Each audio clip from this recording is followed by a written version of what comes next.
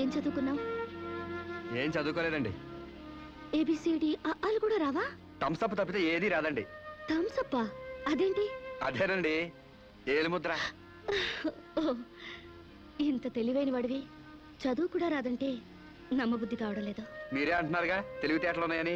ఇక చదువు ఎందుకండి? చదువుకుంటే తెలివితేటలని వేస్ట్ అయిపోతాయండి. చదువుకుంటే తెలివితేటలు వేస్ట్ అయిపోతాయా? Useless fellow. నిజమేనండి బాబు.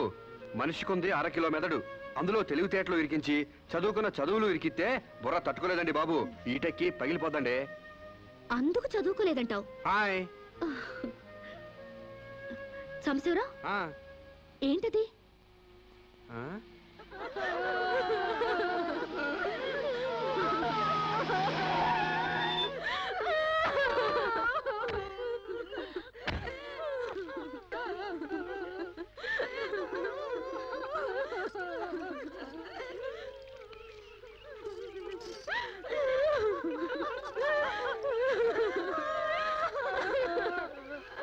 ఏంటిది డే టైమే రంగులు పూస్తున్నారు? దెయ్యం ఏమైనా పట్టిందా? కాదండి, పాపం ఏదో చేస్తున్నారు. అదేంటి బొట్టు తుడిపేసి గాజులు పగలు కొడుతున్నారు? మొగుడు చచ్చిపోతే అట్టగా చేస్తారండి. లేకపోతే విధవని తెలియదు కదండి పాపం. మీకేమైనా బుద్ధుందా? ఆ మొగుడు టైం బాగోక చేస్తే వాడి కోసం అమ్మాయి స్వేచ్ఛను చంపుతారా? బొట్టు పూలు తీసేస్తారా? మేమే చేయమమ్మా. దాని మొగుడు పోతూ పోతూ దాని పసుపు కుంకాలు పట్టుకుపోతే పసుపు కుంకాలతో పాటు బట్టలు కూడా పట్టుకెళ్ళిపోయాము. ఈ బట్టలు కూడా విప్పేసి తెప్పండి. మొగుడు ఉన్నప్పుడు అన్నం తింది, ఇక నుంచి అన్నం తింటే మానేస్తుందా? భర్త ఉన్నప్పుడు నీళ్లు తాగింది, భర్త లేడని ఇప్పుడు నీళ్లు తాగడం మానేస్తుందా? మానేదిగా. అలాగే బొట్టు పెట్టుకోవడం ఎందుకు మానేయాలి? పువ్వులు పెట్టుకోవడం ఎందుకు మానేయాలి? చెప్పండి చెప్పండి. మరి వాళ్ళకి బుద్ధి లేకపోతే పోయింది, నీకైనా ఉండక్కర్లేదు. స్టూపిడ్ ఇడియట్లా కూర్చుని ముందు పోపుతావా? మొగుడు చచ్చిపోతే ఒక పూట బాధపడు, 2 పూటలు ఏడు. అంతగా అతన్ని మర్చిపోలేకపోతే అతను ఫోటో పెట్టుకుని ఏడుస్తూనే ఉండు. అంతేగాని ఆడదాన్ని పరువు తీకు.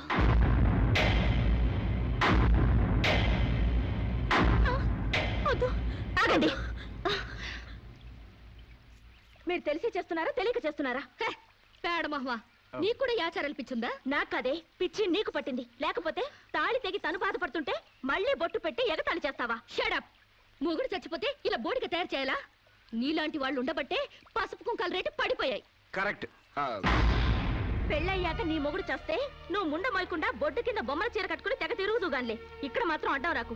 లేదా తెలియకపోతే నేర్చుకో. పెళ్ళైన వాళ్ళకి, పెళ్లి కాని వాళ్ళకి, పెళ్ళై భర్త లేని వాళ్ళకి తేడా తెలియడానికి ఈ పద్ధతులు. బుద్ధి లేకుండా మాట్లాడుకో. నాకు పెళ్లి కాలేదు, నీకు పెళ్లి కాలేదు, మొగుడు లేరు, అయినా నువ్వు బొట్టు పెట్టుకోవట్లేదా? బొట్టు చూపించగలవు గాని తాళి బొట్టు చూపించగలవా? పెళ్ళైన తర్వాత భర్త బ్రతుకున్నాడంటానికి సాక్ష్యమే కాలిమెట్టెలు. ఆమె భర్త పోయాడని సాటి మనుషులకి తెలియచెప్పాలి కాబట్టి బొట్టు తీసేస్తారు. పెళ్లి కాకముందు లంగా ఓణీలతో, పెళ్ళయ్యాక చీరా జాకెట్లతో, మొగుడు చచ్చి పెళ్లి ముచ్చట తీరాక తెల్ల బట్టలతో ఉంచడం మన పెద్దలు పెట్టిన ఆచారం. మొగుడు పోయాక కూడా తగుదునమ్మా అని టింగు రంగమని తిరిగితే ఎవడికో తిక్కరగి శీలం దోచేస్తాడు. దోచేయని శీలం పోతే ఏమైంది? మరి తెగించిన దానివి నీకేం తెలిసే శీలం అంటే? శీలం విలువ తెలిసిన వాళ్ళు అది పోకుండా ఉండటానికి పసుపు కుంకాలు పూలు నగలు తీసేసి తెల్ల బట్టలతో మామూలుగా కనిపించడానికే విధవం చేస్తారు. అంటే అగ్లీగా కనపడాలి. ఇక అమ్మాయికి ఏ మగాడితో టచ్ ఉండకూడదు. ఎవరితో తిరగకుండా అందాన్ని కప్పేసుకుని మూల కూర్చోవాలి. కానీ పెళ్ళం పోయిన మగాడు మాత్రం ఎవరితోనో తిరగొచ్చు, ఏమైనా చేయొచ్చు. మొగుడు పోయిన తర్వాత అమ్మాయికి స్పెషల్ డ్రెస్ వేసి మగాడిని ఇండైరెక్ట్ గా అమ్మాయి మీదకి రెచ్చగొట్టడానికి మీరందరూ ఇలా చేస్తున్నారు. I will change this bloody damn thing. ఈ ఆచారాన్ని మారుస్తాను. చాలే ఊరుకోవమ్మా. నీ దారి నువ్వు పోక మధ్యలో నీ గొడవ ఏంటి? నేను సాంప్రదాయకంగా పసుపు కుంకాలు తీసేసి తెల్ల బట్టలతోనే నా భర్తనే తలుచుకుంటా బతుకుతాను.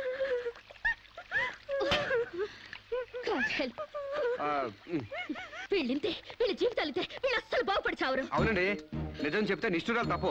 మీరు చెప్పిన దాంట్లో నాకేం తప్పు అనిపించలేదు. మీరు చెప్పిందే రైటు, మీ వెనకాల right. Thank you Samba.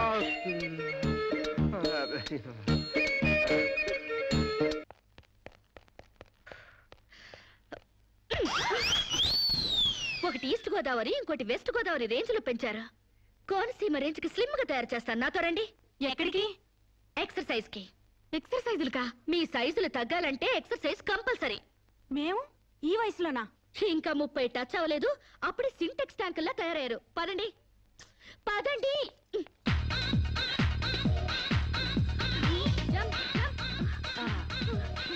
Jump.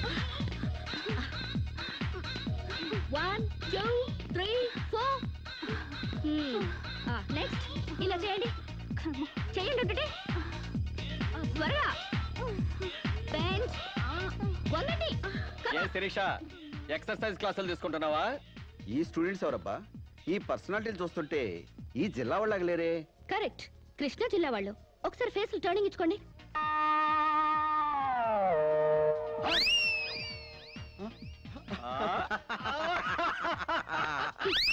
Start చేయండి త్వరగా స్టార్ట్ చేయండి.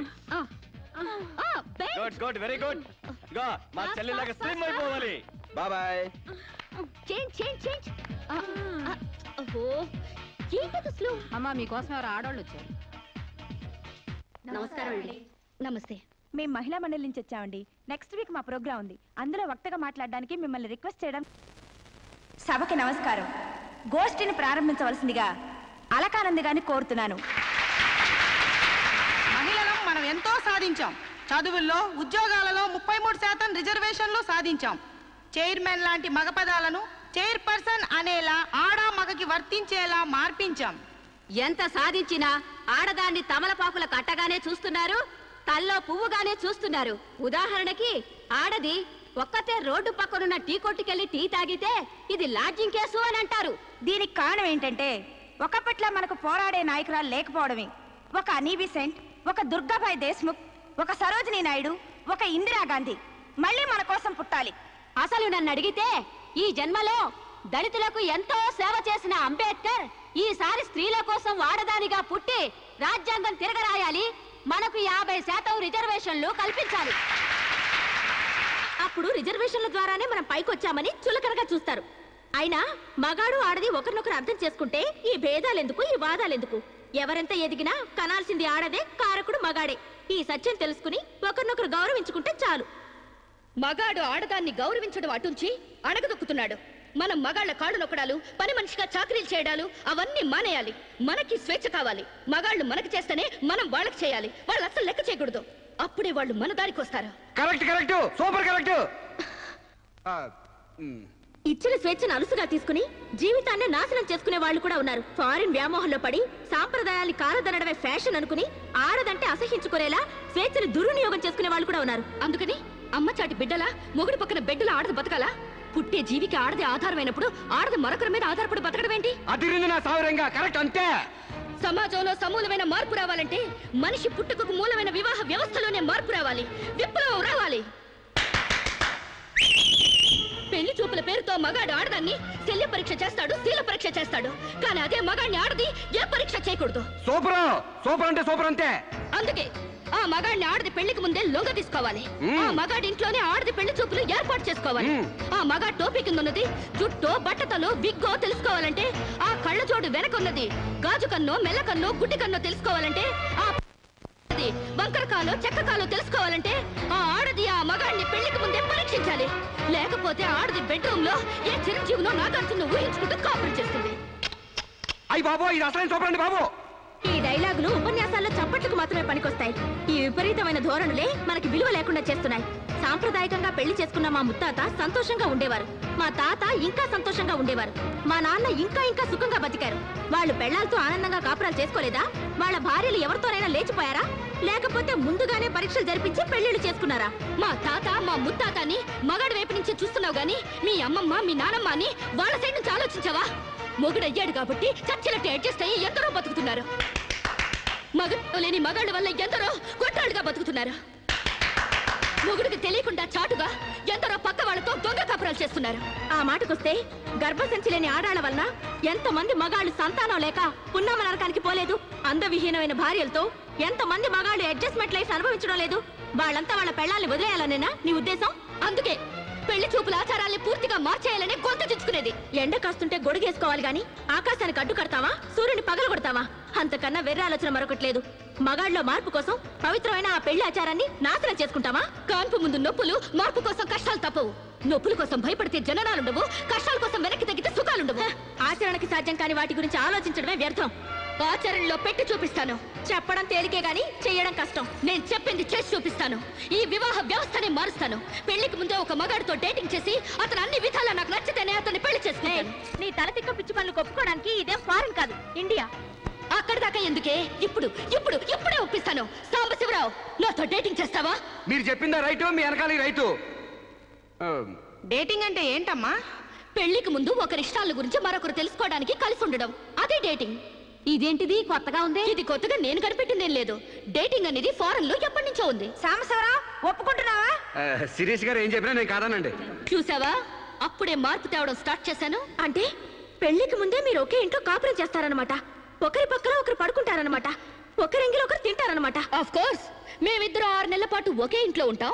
ఆ తర్వాత ఒకళ్ళొకళ్ళు ఇష్టపడితే పెళ్లి చేసుకుంటాం, లేకపోతే విడిపోతాం. విధవకి బొట్టు పెట్టాలన్నంత సులభం కాదు ఈ పని. ఇంతమంది ముందు నోటికొచ్చినట్టు వాగి ఇప్పుడు పరువు పోతుందన్న తాపత్రయంతో సరే అంటున్నాం. ఆ తర్వాత నేనెప్పుడన్నానంటే కావాలంటే అగ్రిమెంట్ మీద సైన్ చేస్తాను. కస్తూర్బాయ్ గారు, అగ్రిమెంట్ రెడీ చేయండి. పెళ్లి పేరుతో ఒకరంటే ఒకరు పడక ఒకే కప్పు కింద అయిష్టంగా కాపురం చేసే ఎంతో మందికి మా కలయికి ఒక చెంపదెబ్బ కావాలి. భారతీయ వివాహ వ్యవస్థకే కనువిప్పు కావాలి. సాంబశివరావుని స్టేజీ మీదకి రావాల్సిందిగా కోరుతున్నాను. పండించేది వరి, పుట్టింది ఈస్ట్ గోదావరి. శిరీషమ్మ గారు చెప్పింది చాలా కరెక్ట్. పెళ్లికి ముందే మొగాన్ని టెస్ట్ చేసి పెళ్లి చేసుకోవాలి.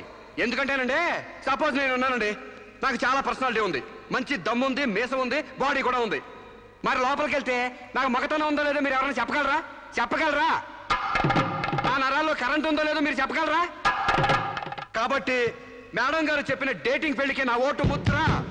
జై మేడం, జై జై మేడం, జై మేడం, జై జై మేడం, జై జై మేడం, జై జై మేడం. పెళ్లికి ముందు ఇద్దరు కలిసుండి ఒకరినొకరు ఇష్టాయిష్టాలను తెలుసుకుని 6 నెలల కాల పరిమితి దాటిన తర్వాత నచ్చితే పెళ్లి చేసుకుంటాం, లేదంటే విడిపోతాం. డేటింగ్ అనబడే ఈ ప్రక్రియను మేమిద్దరం స్టేజీ మీదున్న పెద్దల సాక్షిగా, సభలోని జనాల సాక్షిగా సమ్మతిస్తున్నాం. సంతకాలు పెట్టండి.